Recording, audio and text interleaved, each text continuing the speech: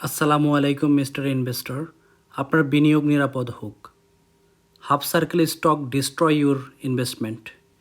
এই কথাটার অর্থ হচ্ছে পুঁজিবাজারে একটা স্টক নিবন্ধিত হওয়ার পর তার লাইফ সাইকেলটা শুরু হয়। আর এই লাইফ সাইকেলের মধ্যে হাফ সার্কেল বহুবার একটা স্টকের লাইফে আসে। আর এই হাফ সার্কেল একজন বিনিয়োগকারীর বিনিয়োগকে ডিস্ট্রয় করে দেয়, তার ইনভেস্টমেন্টকে প্রায় শূন্যের কাছাকাছি নিয়ে আসে। কিভাবে নিয়ে আসে, হাফ সার্কেলটা কী, আমরা আজকে এই ভিডিওর মাধ্যমে শেখার চেষ্টা করব। খুবই সহজভাবে আমরা বোঝানোর চেষ্টা করব। এই হাফ সার্কেলটা যদি আপনারা বুঝতে পারেন, তাহলে আপনারা একটা স্টক আপনি কেনার পরে কেন দাম কমে যায় আপনি বুঝতে পারবেন। স্টক বিক্রি করার পর দাম বৃদ্ধি পায় কেন, কখন স্টক কিনতে হবে, কখন স্টক বিক্রি করতে হবে, কখন স্টকের দাম কমে গেলেও বিক্রি করবেন না। তাহলে আমরা এই গ্রাফটা বোঝার চেষ্টা করি। এই গ্রাফে 3টা ওয়ার্ড আপনি বুঝতে হবে, যেটা হচ্ছে accumulation zone, public participation zone, distribution. এই 3টা শব্দের অর্থ যদি আপনি বুঝতে পারেন, তাহলে এই চিত্রটা বোঝা আপনার জন্য খুবই সহজ হয়ে যাবে। অ্যাকুমুলেশন জোন হচ্ছে স্মার্ট মানি একটা নির্দিষ্ট রেঞ্জের মধ্যে কোনো একটা স্টক পারচেস করে, এটাকে বলা হয় accumulation zone. Public participation zone যেটা হচ্ছে অ্যাকুমুলেশন জোন। আর পাবলিক পার্টিসিপেশন জোন হচ্ছে যেই জায়গায় সাধারণ বিনিয়োগকারী 90% বিনিয়োগকারী বিনিয়োগ করে, সেটাকে বলা হয় পাবলিক পার্টিসিপেশন। আর ডিস্ট্রিবিউশন জোন যেই জায়গায় যে স্মার্ট মানি স্টক পারচেস করছিল সেই স্টকটা বিক্রি করে, সেটাকে বলা হয় ডিস্ট্রিবিউশন জোন। তাহলে আমরা 3টা শব্দের অর্থ বুঝলাম। অ্যাকুমুলেশন জোন হচ্ছে স্মার্ট মানি যখন স্টক পারচেস করে, পাবলিক পার্টিসিপেশন হচ্ছে যখন সাধারণ বিনিয়োগকারী একটা স্টক পারচেস করে, ডিস্ট্রিবিউশন হচ্ছে স্মার্ট মানি যখন একটা স্টক বিক্রি করে দেয়, সেটাকে বলা হয় ডিস্ট্রিবিউশন জোন। আমরা যদি এই 3টা শব্দ বুঝে যাই, তাহলে আমরা আমাদের মূল ভিডিও শুরু করতে পারি। আমি এটা এই একই রকম চিত্র আপনাদেরকে এঁকে দেখাবো, যাতে করে আপনারা বুঝতে পারেন। কোনো একটা স্টক যখন ধরে নিলাম এবিসি কোম্পানি, এবিসি কোম্পানির স্টকের দাম 12 থেকে 14 টাকার মধ্যে স্মার্ট মানি কেনাকাটা করবে, 12 থেকে 14 টাকার মধ্যে। তারা যখন একটা স্টক স্মার্ট মানি পারচেস করে, একটা নির্দিষ্ট রেঞ্জের মধ্যে পারচেস করে, কোনোভাবে এই স্টকটার দাম বাড়তে দেয় না। এখন কোনো একটা স্টক যখন একটা নির্দিষ্ট রেঞ্জে কিনতে থাকে 10,000 10,000 করে, 10,000 10,000 10,000, আমরা বোঝার সুবিধার্থে ধরে নিলাম এবিসি কোম্পানির টোটাল স্টক সংখ্যা হচ্ছে 10 কোটি। এই 10 কোটি স্টক আছে। একটা স্মার্ট মানি অথবা যে কোনো একটা ইনস্টিটিউশন এই স্টকগুলি 10,000 10,000 করে কিনতে থাকে। তখন এটার ভলিউমটা খুব কম থাকে। আমরা ভলিউমটাকে এইভাবে দিলাম, ভলিউম খুব কম থাকে। কিন্তু এভাবে কিনতে কিনতে একটা সময় দেখা যায় মাঝে মধ্যে স্টকের দামটা বেড়ে যায়। তো বেড়ে গেলে স্টক মানির হাতে তো অলরেডি স্টক আছে, তখন তারা কি করে 25,000 স্টক অথবা 30,000 স্টক বিক্রি করে দেয়। বিক্রি করে দিলে এই স্টকটার নিচে চলে আসে, দামটা আবার কমে যায়। যদিও নর্মালি আমরা কি চিন্তা করি, কোনো একটা স্টক কেনার পরে যদি স্টকের দাম বৃদ্ধি পায় সেটা তো তাদের জন্য সুবিধা। তাহলে তারা কেন বিক্রি করে স্টকের দামটা আবার নিচে নিয়ে আসলো? কারণ তারা তাদের টার্গেট তখনও পূরণ করতে পারেনি, যে তারা 10 কোটি শেয়ারের মধ্যে প্রায় 5 কোটি 7 কোটি কিনে ফেলবে। কিন্তু কেনার আগে স্টকটার দাম যেহেতু বেড়ে গেল, সেই জন্য তারা কিছু সংখ্যক শেয়ার তাদের হাত থেকে থাকা 25,000 বা 30,000 স্টক তারা বিক্রি করে দেয়, যাতে করে এই স্টকের দামটা আবার নিচে চলে আসে। তখন তারা আবার কিনতে থাকে কম কম করে, 10,000 20,000 20,000 এরকম করে। যখন দেখা যায় মোটামুটি 7 কোটি বা 10 কোটির মধ্যে 6 কোটি স্টক তাদের কেনা হয়ে গেছে, এই সময় স্মার্ট মানি 2টা কাজ করে। প্রথম কাজ হইল বিভিন্ন ধরনের নিউজ পেপারের মাধ্যমে বাজারে বিভিন্ন ধরনের খবর আসতে থাকে এবিসি কোম্পানি সম্পর্কে। যে এই কোম্পানিটা খুবই ভালো, ভবিষ্যতে এই কোম্পানির ফ্যাক্টরি আরও বড় হবে, এই কোম্পানির এই বছর ইপিএস বেশি দিবে, এবার ডিভিডেন্ড বেশি দিবে, এই কোম্পানি বিদেশে এক্সপোর্ট করতে যাচ্ছে, এই কোম্পানির নতুন ইনভেস্টমেন্ট বৃদ্ধি পাচ্ছে, ফরেন ডিরেক্ট ইনভেস্টমেন্ট বৃদ্ধি পাচ্ছে। তার পাশাপাশি তারা হঠাৎ করে আরও 50,000 করে এই স্টক কেনা শুরু করবে। কেনা শুরু করার সাথে সাথে এবং নিউজের কারণে এই স্টকের প্রতি সাধারণ বিনিয়োগকারীদের নজর পড়বে। সাধারণ বিনিয়োগকারীরা চিন্তা করবে এই স্টকটা যেহেতু 1 মাস 2 মাস 3 মাস 4 মাস ধরে 12 থেকে 14 টাকার মধ্যে পড়েছিল, কিন্তু এখন স্টকটার দাম 16 টাকা 17 টাকা 18 টাকা 20 টাকা হয়ে উপরের দিকে যাচ্ছে। এই জায়গাটায় এটা হচ্ছে পাবলিক পার্টিসিপেশন জোন। এই যে পাবলিক পার্টিসিপেশন জোন, এই জায়গাটায় সাধারণ বিনিয়োগকারী স্টকটা তখন পারচেস করা শুরু করে। আর এই স্টকটা উঠতে উঠতে উঠতে এই জায়গায় চলে আসে। আমরা ধরে নিলাম এই জায়গায় স্টকের দাম হচ্ছে 40 টাকা, 40 থেকে 50 টাকা। একজন সাধারণ বিনিয়োগকারী যদি এই স্টকটা 35 টাকায় কিনে থাকে, তার মাত্র 5 টাকা লাভ হইল। কিন্তু তিনি দেখতে পাচ্ছেন যে এই স্টকটা 12 থেকে 35 টাকায় উঠে আসে, তার মানে এই স্টকটা আরও বৃদ্ধি পাবে। সেই জন্য একজন সাধারণ বিনিয়োগকারী এই স্টকটা তখন হোল্ড করে নিজের কাছে। কিন্তু একটা স্মার্ট মানি অথবা ইনস্টিটিউশনাল মানির কাছে কিন্তু এই স্টকটার দাম তখন অনেক বেশি। তারা 12 টাকায় পারচেস করছে, স্টকটার দাম বর্তমানে 40 টাকা, তার কাছে অনেক দাম এই স্টকটার। তখন তারা কি করে, এই স্টকটার ওই 6 কোটি শেয়ারের মধ্যে তারা বেশি করে ছাড়তে শুরু করে। 2 লাখ 5 লাখ 10 লাখ করে স্টক প্রতিদিন বিক্রি করে দেয়। আর এই বিক্রি করার সাথে সাথে এই জায়গায় লাল ভলিউম তৈরি হয়, বড় বড় লাল ভলিউম তৈরি হয়। কিন্তু সাধারণ বিনিয়োগকারী বুঝতে পারে না। সাধারণ বিনিয়োগকারী মনে করে এই স্টকটার দাম আরও বেশি হবে, তখনই তারা এই ডিস্ট্রিবিউশন জোনের মধ্যে স্টকটা পারচেস করে। কিন্তু স্মার্ট মানি অলরেডি 12 থেকে 14 টাকার মধ্যে স্টকটা কিনেছিল, 40 টাকায় বিক্রি করে দিল। বিক্রি করে দেওয়ার পরে এইখানে একটা প্যানিক সেল তৈরি হয়। কিছু কিছু বিনিয়োগকারী বিক্রি করে স্টকটা বের হয়ে যায়, কিছু কিছু বিনিয়োগকারী এই স্টকটা বিক্রি করতে পারে না, এবং এটা কমতে কমতে কমতে কমতে একটা সময় 12 থেকে 14 টাকার মধ্যে আবার ফেরত আসে। এই 12 থেকে 14 টাকার মধ্যে ফেরত আসার পরে এখানে হয়তো 2 বছর 3 বছর 5 বছর 10 বছর বসে থাকবে, কারণ এই স্টকের লাইফে হাফ সার্কেল আসছে, হাফ সার্কেল বিলীন হয়ে গেছে। সো এই জায়গায় যখন একজন সাধারণ বিনিয়োগকারী 50 লাখ টাকা বিনিয়োগ করে, সেই 50 লাখ টাকা কমে হয়ে যায় 12 লাখ টাকা, তখন একজন বিনিয়োগকারীর কাছে এই স্টকটা বিক্রি করা তার জন্য খুবই কষ্টদায়ক হয় এবং সে বছরের পর বছর ধরে রাখে। আবার আরেকটা ঘটনা ঘটে, যেটা বোঝার আরেকবার বলি। মনে করা যায় স্মার্ট মানি তার সকল স্টক বিক্রি করতে পারেনি, তারপরেও কিন্তু স্টকের দাম কমতে থাকবে, স্টকের দাম কমে এই জায়গায় চলে আসবে। এখানে হয়তো কিছু স্টক তারা বিক্রি করতে পারছে, ভলিউমটা এরকম। কিন্তু তখন যদি তারা তাদের হাতের সবগুলি স্টক 6 কোটি স্টক ক্লিয়ার করতে না পারে, তারা এই জায়গায় আবার নতুন করে 50,000 অথবা 60,000 অথবা 80,000 স্টক পারচেস করবে।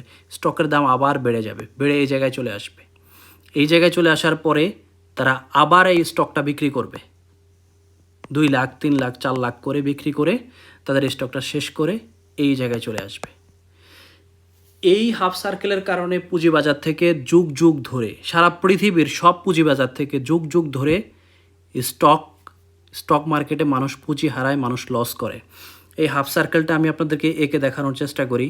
এটাকে যদি আমরা এইভাবে একটা দাগ দেই আর এইভাবে আমরা একটা দাগ দিই, এটা হলো 180 ডিগ্রি। এই একটা হাফ সার্কেল আপনার লাইফে আপনার বিনিয়োগকে ডেস্ট্রয় করে দেয়। এই হাফ সার্কেল একটা স্টকের লাইফে বারবার আসে, কখনো 6 মাস পর, কখনো 3 মাস পর, কখনো 2 বছর পর, কখনো 10 বছর পর আসতে থাকে। আমরা কিছু লাইভ এক্সাম্পল দেখার চেষ্টা করি এই হাফ সার্কেলের মধ্যে রানিং কি কন্ডিশন আছে। এই স্টকটা বর্তমানে আজকে 5 সেপ্টেম্বর 2025 এই মুহূর্তে এই স্টকটা খুবই ট্রেন্ডি একটা স্টক এবং এটা খুব বৃদ্ধি পাচ্ছে। কিন্তু আমরা একটু আগে যেটা শিখলাম অ্যাকুমুলেশন জোন, আমরা দেখতে পাচ্ছি এই স্টকের অ্যাকুমুলেশন জোন মূলত আমরা বলতে পারি মে মাস থেকে শুরু হয়েছে। এই স্টকের অ্যাকুমুলেশন জোন মে মাস থেকে প্রায় আগস্টের শেষ পর্যন্ত এটার অ্যাকুমুলেশন জোন ছিল, যেখানে স্মার্ট মানি বা বিনিয়োগকারীরা 20 থেকে 24 টাকার আশেপাশে এই স্টকটা পারচেস করছে। স্মার্ট মানি এবং ইনস্টিটিউশনাল মানি পারচেস করার পরে আমরা দেখলাম আগস্ট মাসের শেষের দিকে এটার ভলিউম বৃদ্ধি পায়। মানে তখন হয়তো কোনো বিনিয়োগকারী বেশি করে এই স্টকটা পারচেস করার সাথে সাথে নিউজ আসা শুরু করে, হল্ট হইতে শুরু করে এই স্টকটা। হল্ট হতে হতে হতে হতে এখন এটা বর্তমানে 45-এ আছে। কোনো একজন বিনিয়োগকারী যদি স্মার্ট বিনিয়োগকারী 20 টাকা দরে স্টকের 1 লাখ স্টক কিনে থাকে বা 10 লাখ স্টক কিনে থাকে, তার কাছে এখন 45 টাকা করে তার কাছে এই স্টকের মজুদ রয়েছে এবং সে বিক্রি করে দিতে পারে। এই জায়গাটাকে আমরা বলতে পারি পাবলিক পার্টিসিপেশন জোন। এই পাবলিক পার্টিসিপেশন জোনে সাধারণ বিনিয়োগকারী মনে করে এই স্টকটার দাম আরও বৃদ্ধি পাবে এবং অনেক ক্ষেত্রে অনেক সময় দেখা যায় আসলেই আরও বৃদ্ধি পায়। এই বৃদ্ধি পাওয়া চিন্তা করে সাধারণ বিনিয়োগকারী এখানে বিনিয়োগ করে। এইখানে আমাদেরকে একটা গুরুত্বপূর্ণ বিষয় দেখতে হবে, যখন আমরা এইসব সিচুয়েশনে বিনিয়োগ করব আমাদেরকে দেখতে হবে ওই স্টকের আরএসআই কত। আরএসআই যদি 90-র বেশি হয় তাইলে আমরা এই স্টকটাকে ধরে রাখার ক্ষেত্রে খেয়াল রাখবো, যখন এই স্টকের এখানে বড় বড় লাল ভলিউম তৈরি হবে তখন এই স্টকের আরএসআই যদি নিচের দিকে আসে তখন আমরা এই স্টকটা আর ধরে রাখার মতো বোকামি করব না। যদি দেখি যে সামান্য কারেকশন হয়ে আরএসআই কমে এই স্টকের দাম আবার বৃদ্ধি পাচ্ছে, আমরা তখন এই স্টকটা ধরে রাখবো। আমরা আরেকটা এক্সাম্পল দেখার চেষ্টা করি, আইএসএন এলটিডি। এই স্টকটারও একই কন্ডিশন। এটার অ্যাকুমুলেশন জোন শুরু হয়েছিল প্রায় মে থেকে আগস্ট থেকে। তখন এই স্টকটা 40 টাকার আশেপাশে কেনাকাটা হয়েছে।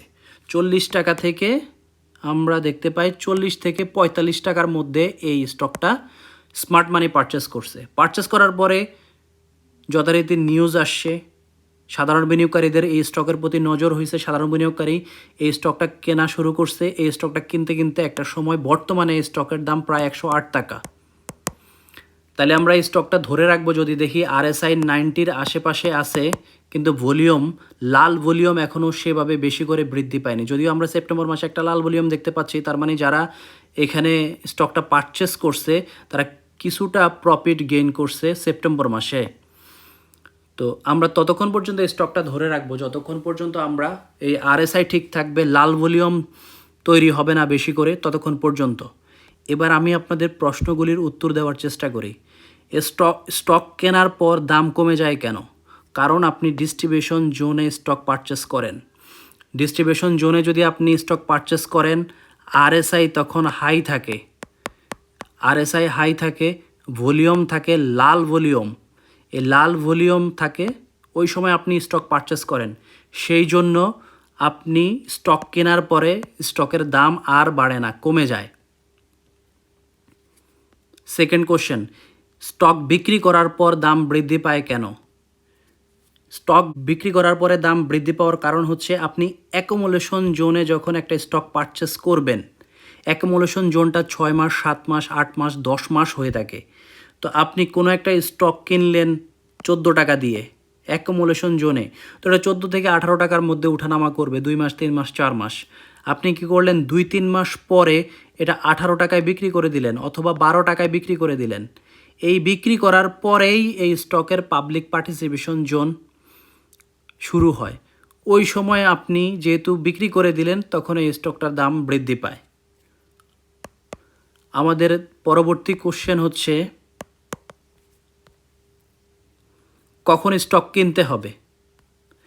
আপনি যদি দীর্ঘমেয়াদে বিনিয়োগ করতে চান, ধৈর্য ধরে আপনি অপেক্ষা করতে পারবেন, তাহলে অ্যাকুমুলেশন জোন যেখানে শুরু হবে সেখানে আপনাকে স্টক পারচেস করতে হবে। এখানে স্টক পারচেস করে আপনাকে হয়তো 3 মাস, 6 মাস, 10 মাস, 2 বছর 1 বছর পর্যন্ত আপনাকে অপেক্ষা করতে হতে পারে।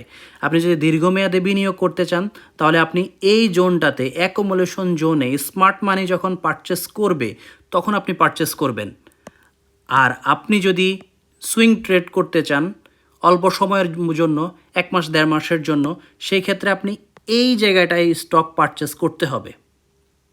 আপনি যদি এই জায়গাটা নির্ধারণ করে মানে নিউজ মার্কেটে আসার আগে অ্যাকুমুলেশন জোনের কেনাকাটা শেষ হওয়ার পরে নিউজ মার্কেটে আসার আগে এই জোনটাতে যদি আপনি কিনতে পারেন তাহলে আপনি শর্ট টাইমের জন্য আপনি বিনিয়োগ করে লাভবান হতে পারবেন। কখন স্টক বিক্রি করতে হবে? খুবই ভালো কোশ্চেন। এই স্টকটা বিক্রি করতে হবে যখন একটা স্টকের পাবলিক পার্টিসিপেশন জোন শুরু হবে। এই জোনটা যখন শুরু হবে তখনই দেখা যাবে বড় বড় লাল ভলিউম তৈরি হবে। স্টকের আরএসআই থাকবে 90-র কাছাকাছি। ডিস্ট্রিবিউশন জোন শুরু হবে, তখনই আপনাকে স্টক বিক্রি করতে হবে। তাহলে 3টা বিষয়, পাবলিক পার্টিসিপেশন জোন যখন শেষ হবে, ডিস্ট্রিবিউশন জোন যখন শুরু হবে, সেটা আমরা বুঝবো কীভাবে? আরএসআই 90-র কাছাকাছি থাকবে, বড় বড় লাল ভলিউম হবে, তখন আমরা স্টক বিক্রি করব। আরেকটা শেষ কোশ্চেন, সেটা আমরা কখন স্টকের দাম কমে গেলেও আমরা বিক্রি করব না? খুবই গুরুত্বপূর্ণ কোশ্চেন। এই কোশ্চেনটার উত্তরের মাধ্যমে আপনি আপনার মুনাফাকে বড় করতে পারবেন। অনেক সময় আমাদের সামান্য মুনাফা হয়, আমরা ভয়ে বিক্রি করে দেই, কিন্তু আমরা ভয় পাবো না, আমরা বুঝে শুনে বিক্রি করব। যখন একটা স্টক পাবলিক পার্টিসিপেশন জোন শেষ করে ডিস্ট্রিবিউশন জোনে এন্ট্রি নেয় তখন স্মার্ট মানি তার স্টক বিক্রি করে বের হয়ে যায়। কিন্তু তখন পাবলিক সেন্টিমেন্ট চাইলে এই স্টকটাকে আরও বেশি বৃদ্ধি করতে পারে। 200, 300, 400, 500 লিমিটলেস, স্টকের দাম লিমিটলেস। এটাকে হয়তো 1000ও করে ফেলতে পারে পাবলিক সেন্টিমেন্ট। তো পাবলিক সেন্টিমেন্ট বুঝে বুঝে আপনাকে স্টকটাকে হোল্ড করতে হবে। আপনি যদি দেখেন আরএসআইটা 90-এর নিচে আছে, লাল ভলিউম ক্রিয়েট হচ্ছে, ঠিক আছে, তার পাশাপাশি কিছু সবুজ ভলিউমও তৈরি হচ্ছে, তখন স্টকের দামের দিকে আপনি খেয়াল করবেন না, আপনি খেয়াল করবেন আরএসআই এবং ভলিউমের দিকে। স্মার্ট মানি অ্যাকুইজিশন পিরিয়ড শেষ করে স্টকটা বিক্রি করে বের হয়ে যাবে, কিন্তু আপনি বিক্রি করবেন না, কারণ পাবলিক সেন্টিমেন্ট চাইলে এই স্টকটাকে 1000 পর্যন্ত করতে পারে। তো পাবলিক সেন্টিমেন্টটাকে বুঝতে হলে আপনাকে নজর দিতে হবে আরএসআইয়ের মধ্যে। আরএসআই যেন 90-এর নিচে থাকে, ভলিউম সাময়িক লাল হইলেও যাতে মাঝে মাঝে সবুজ ভলিউম তৈরি হয়। এরকম সিচুয়েশন যখন থাকবে তখন আপনি একটা স্টকের যদি দাম বেশি হয় এবং হঠাৎ করে একটু কমেও যায়, তারপরও আপনি বিক্রি করবেন না। আশা করি আমাদের এই ভিডিওটা আপনারা বুঝতে পেরেছেন। এই ভিডিওটা যদি আপনারা বুঝে থাকেন তাহলে পুঁজিবাজারে আপনাকে কেউ ঠকাতে পারবে না। আপনাদের যদি কোনো প্রকার প্রশ্ন থাকে আমাদেরকে নির্দ্বিধায় জিজ্ঞাসা করবেন, আমাদের কমেন্ট বক্সে জানাবেন।